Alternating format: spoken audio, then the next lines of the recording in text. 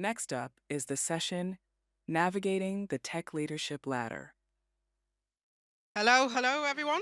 I'm Dion Condor Farrell, and I'm your moderator for this session. I'm a Senior Application Development Manager at Transport for London and founder of Techfidence, which is a tech career coaching company for women who want to build inner confidence to make a career change into tech. And now I'm going to invite our panelists to introduce themselves. Sherry, do you want to start? Sure. Good afternoon. This is the first time I've ever done a silent disco panel, so this is really cool.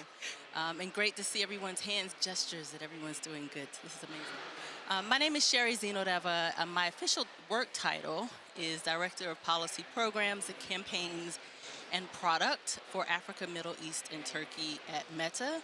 And that is a lot, right? So I joined the company about 9 years ago. And initially hired to build out a policy programs function for sub-Saharan Africa, which is basically the function that sort of works with nonprofit organizations, community organizations, developers, startups, basically to help use meta products for social good. And that's kind of a baseline of a lot of the work that we do. So I was brought on board initially as a contractor to build that function out for Meta almost 9 years ago in 2016, and then was afterwards hired as a full-time employee to do the same across Europe, Middle East, and Turkey, and Africa, of course. And since then, I've just held a number of different roles, but still primarily in this sort of policy programs function. Now I oversee that, as well as our product teams who sort of help to serve as a liaison between our product engineers and our stakeholders in the Africa, Middle East, and Turkey region. So I do a couple of different things, and that's sort of my official work title, but at heart, I'm actually a mom. I'm a lover of arts, creativity, and I love the art of building things. And I have to mention that because although I have a full-time job, I am not just my job. I'm interested in a number of different things, and those are the things that I think fuel the way I see the world, and in many ways it fuels the way I see my work as well. Hello. Uh, that, that's going to be a bit hard to follow up on, but I'll try. Hi, everybody. I am Michaela McCollin. My pronouns are she, her, and friend. I am a customer success account director at Microsoft. I've been at Microsoft for 3 years, 3 months, and what's today, the 8th? 4 days. I like to count out. I'm very specific. Fascination with time. As I said, I've joined Microsoft three and a bit years ago now.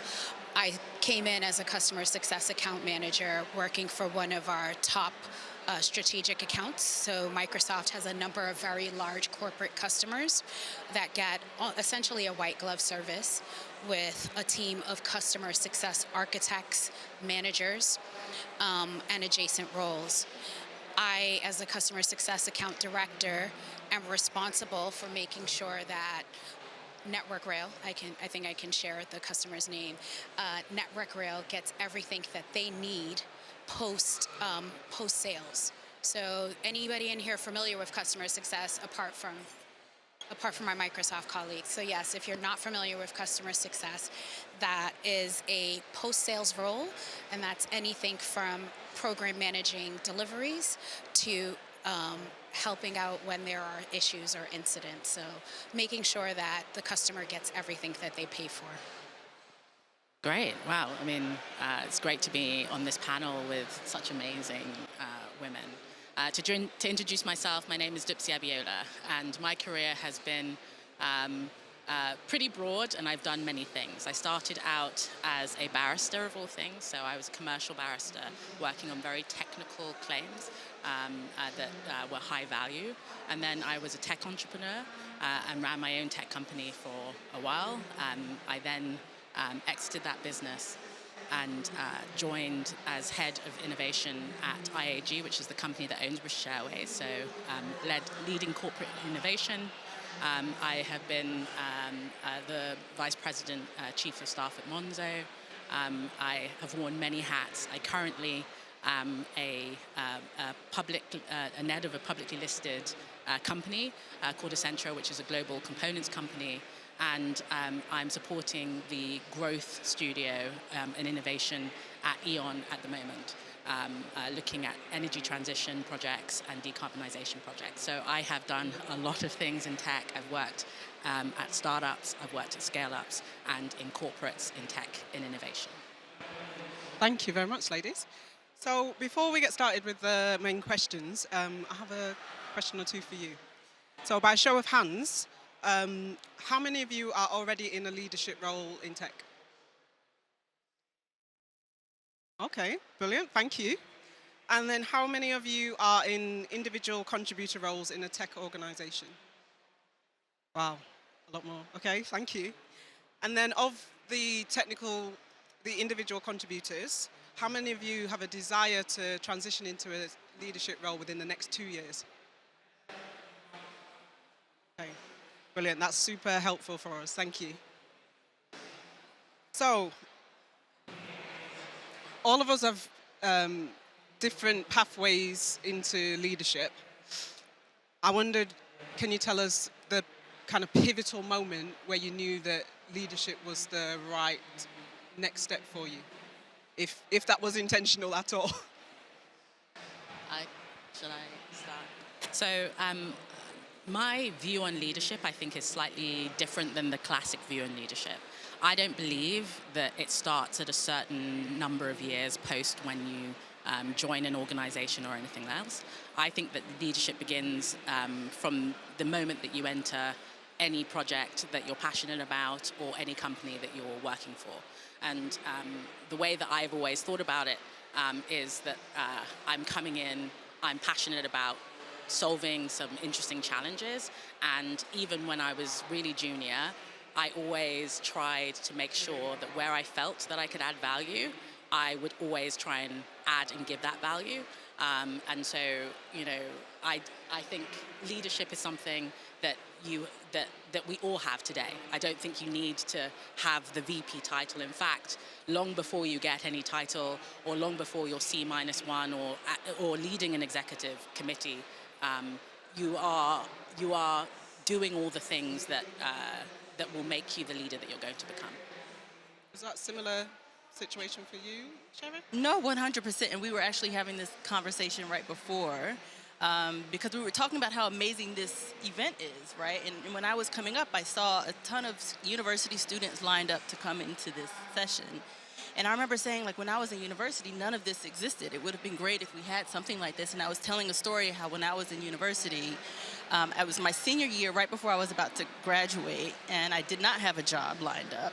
And myself and a few other colleagues created a music conference, right? So I wanted to go into the music business when I was in university. And so we brought together, we got funding, we fundraised, we figured out a way to get all these executives to come down to actually do a 3-day conference. And sometimes it's that aspect of just creating what doesn't exist. If you don't have space right there waiting for you, how do you create that for yourself? And some of those things are just innate. It's not something that's necessarily taught. I think there are leadership skills that can be taught and could always help all of us to be better leaders in some way, shape, or form. But in many ways, it's that desire to actually create something that you don't see exist, but you see a need for, and having the courage to actually do so. But I also want to mix that up a little bit as well. I think a lot of times in corporate settings, you have these structures where it's like either IC or leadership, right? I actually think that there's a great value. You can actually be a leader as an IC without necessarily becoming a vice president or a director or so forth, right? And sometimes just understanding who you are and yourself and the contribution you want to make to the world, the contribution you want to make to this work, you may recognize that actually going up this sort of VP ladder is not for me. That actually I could be really impactful, I can be very influential as an individual contributor, as an expert in my field, without having to manage people and take on a leadership role and be quite impactful from that perspective. And so I think leadership doesn't have, it's not a one-size-fits-all, it's not a one-set definition. I think there's so many different paths to that that you could actually achieve, whether it's in your role or in your community and other things as well. I have quite an interesting take on leadership. It's quite similar to both of you ladies, but Deanna and I were talking earlier this week about the concept of a natural born leader. And I can tell you that my first project management role was when I was 8 years old. And I just moved to America from the United Kingdom, had this British accent. I don't know if it was the accent, but there were a group of children in the neighborhood I'd moved to, and I wanted a clubhouse. And there was this empty space in the park. And I convinced this group of about 10 children who were aged between 8 to 11 to build this clubhouse. My mother, days later, gets a knock on the door, and it's an angry grandmother and an angry mother who are complaining about her child, about Michaela, and how is it that Michaela has come to convince all of these children to get behind her and start building something. My mother repeats this story often because in her head, her daughter is a natural born leader. She has a set of skills, or I have a set of skills, that lend themselves very well to being able to drive people towards an outcome. Some of those skills are my skills of persuasion, influence, enthusiasm, and definitely communication. So I think oftentimes when people come into the workplace, they want to separate their personal lives, their history, the things that they have done as children, the things that they have done in school, from their professional selves. You are one person.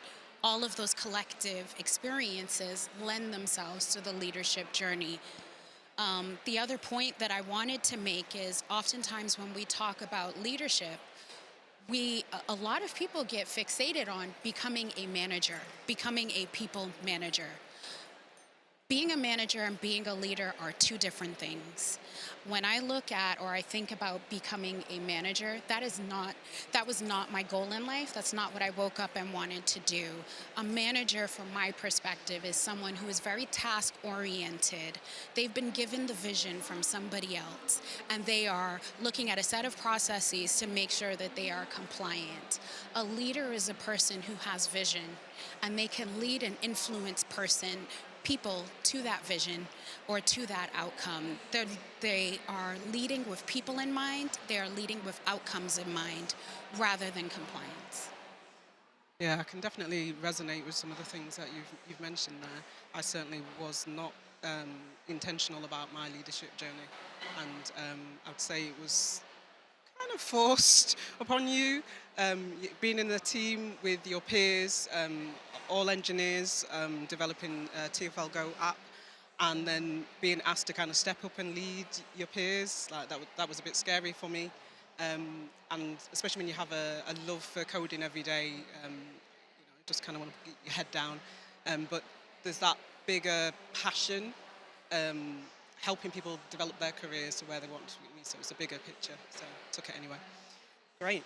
So I'm going to suggest that most of us are kind of individual contributors and doing some kind of the day-to-day work, hands-on work. How did you handle, or what was the hardest part of kind of going from doing the day-to-day hands-on, and how did you manage that shift? Yeah, that's funny. When I first started at Meta, I think the first year as a full-time employee, I was only a few months in when I was asked to then, my boss left and went into another job, and I was then asked to manage the team. And at that time, I was knee-deep in at that time we were developing a ton of different programs and partnerships across sub-Saharan Africa.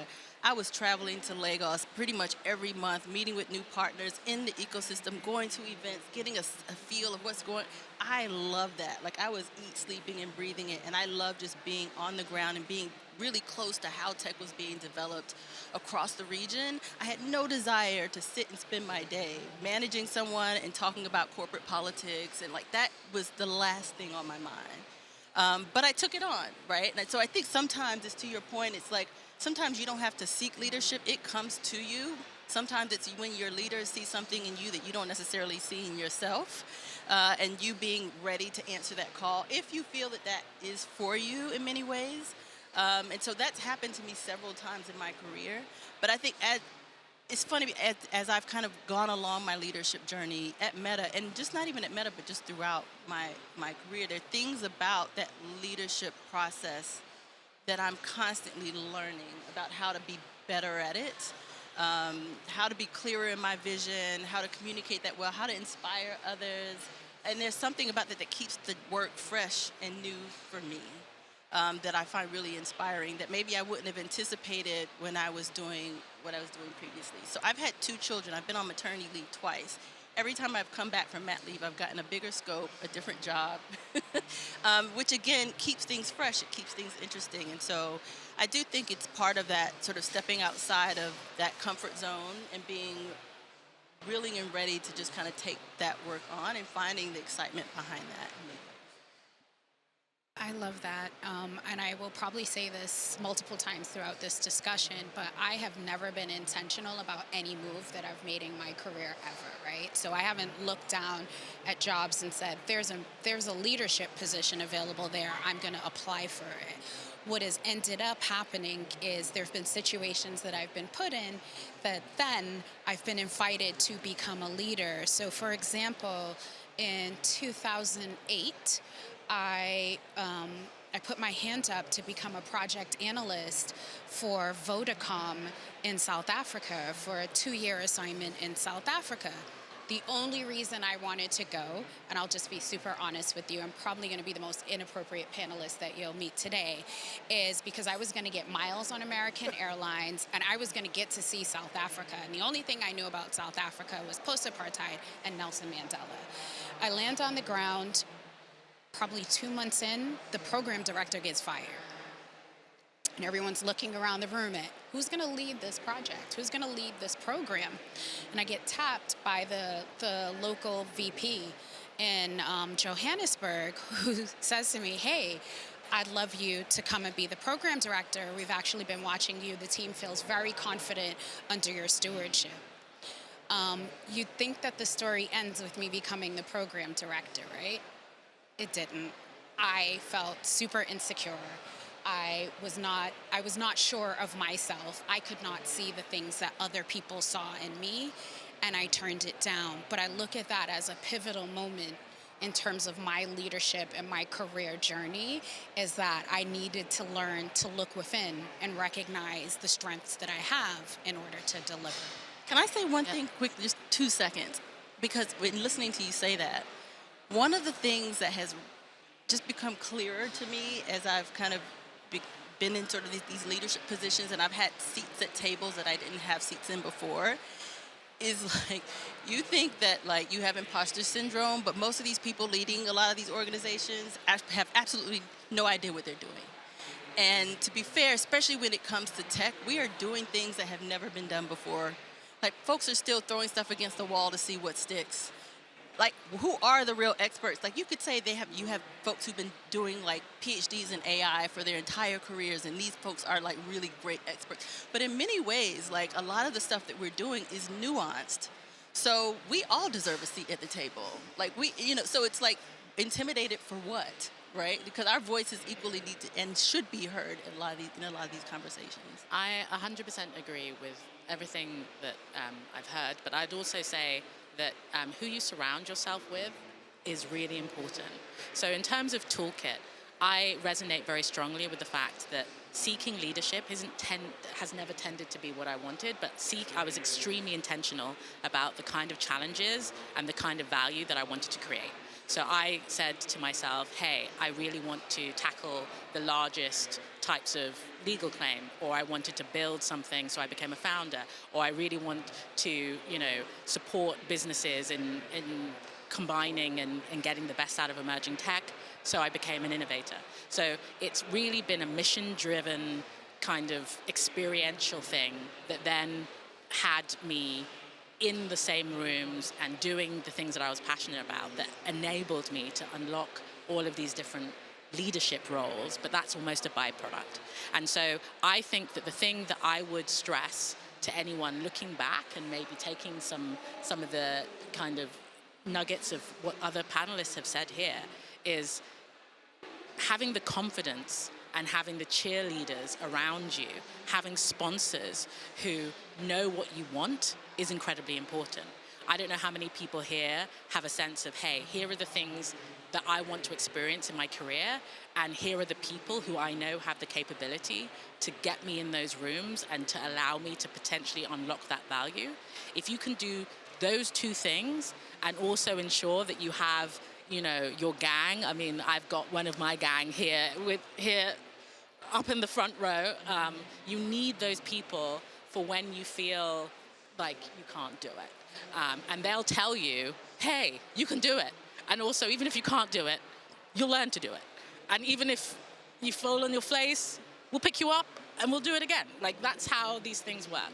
And then just on the point of being an IC and enjoying the technical parts of the work versus the managerial stuff, which maybe you don't enjoy, I don't think that you get to choose what kind of leader you are. You don't have to be an overseer, you know, like you don't have to be an overlord.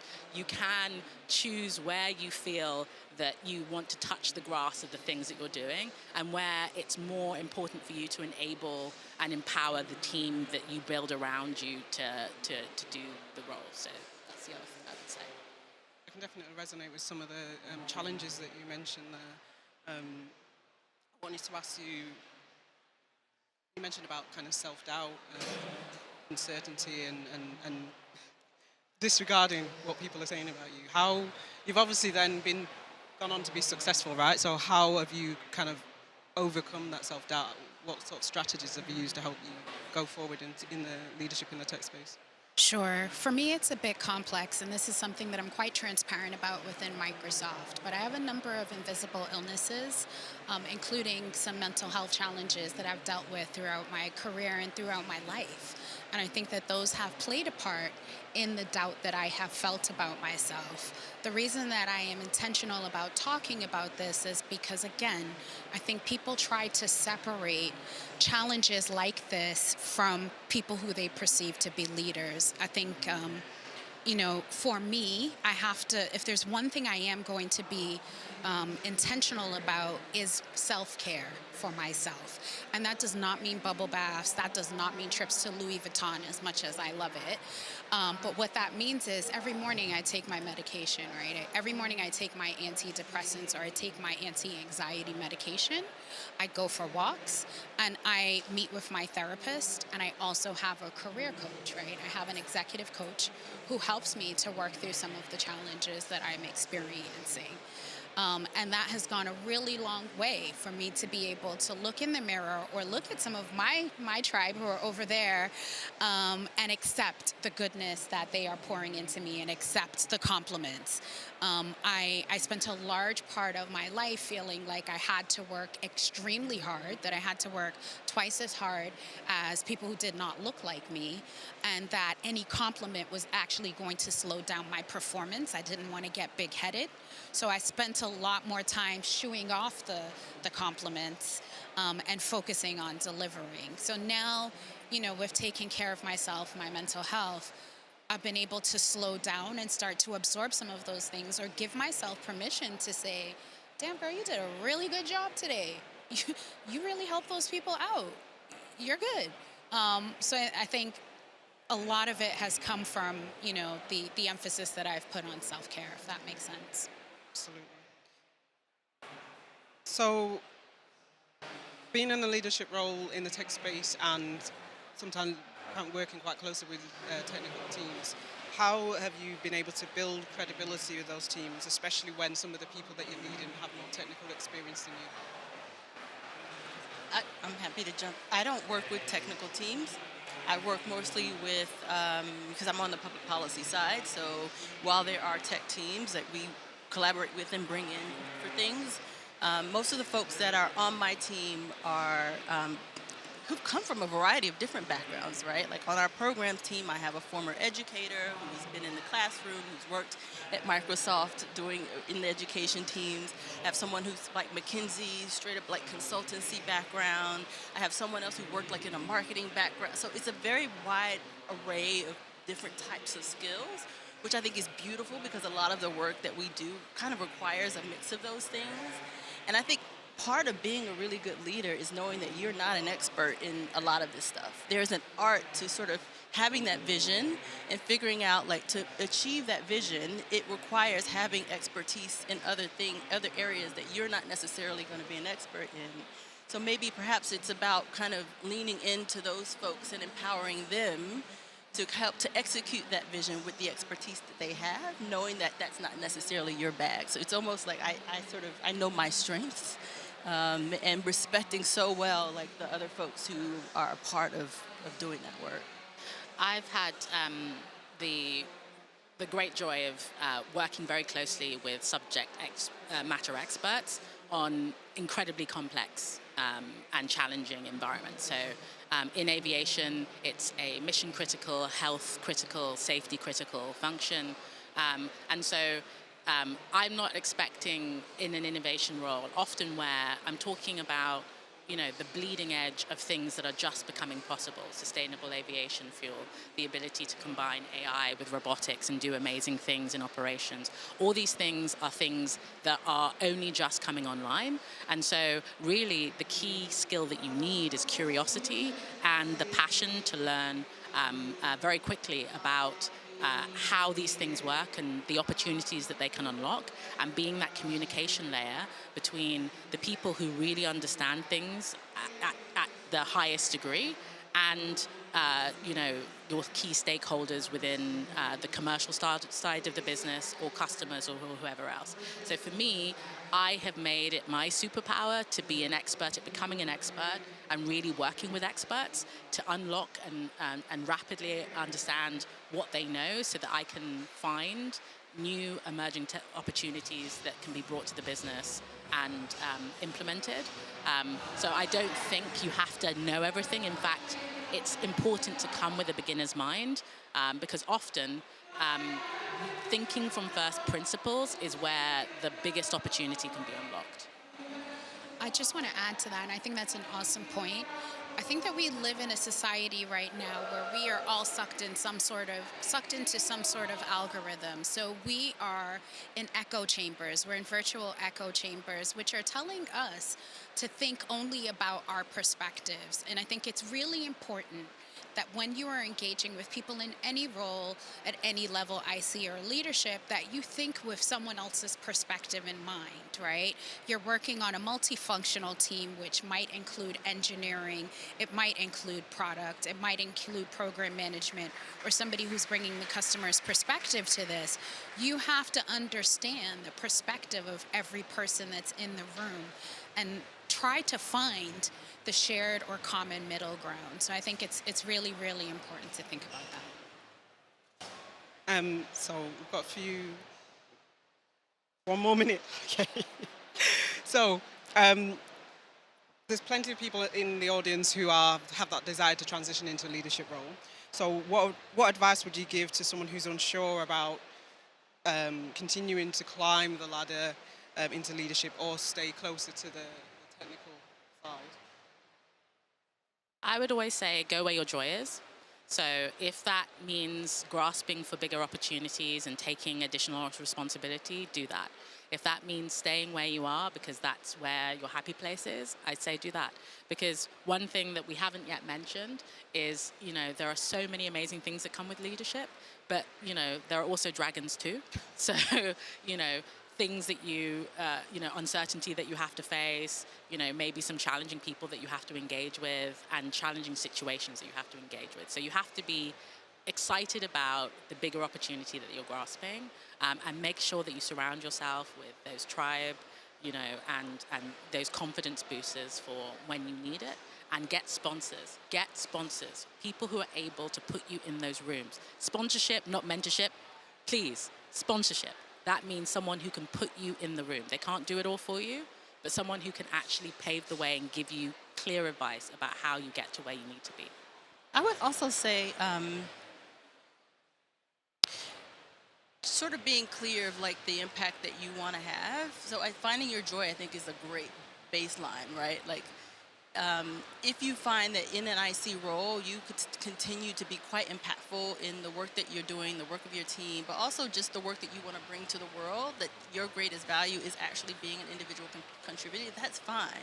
I also think that at times we sort of conflate the idea of growth with having a huge team and being a vice president or a COO, where actually growth for you might mean something completely different. And so I think the sooner we all, and I had this point in my career as well, where I had to sort of decide, what does growth actually mean for me?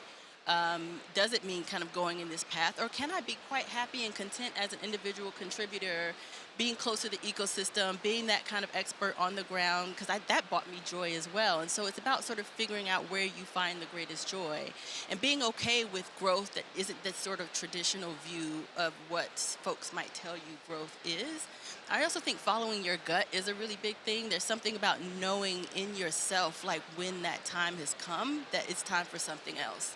And sometimes that something else may or may not be within the organization you're working with, but could be in other things that you're doing in your community, other things you're doing like with ERG. So if, for instance, you're not finding that growth in your role, there may be other ways to find leadership positions within the company or within your communities so that you can still manifest that destiny.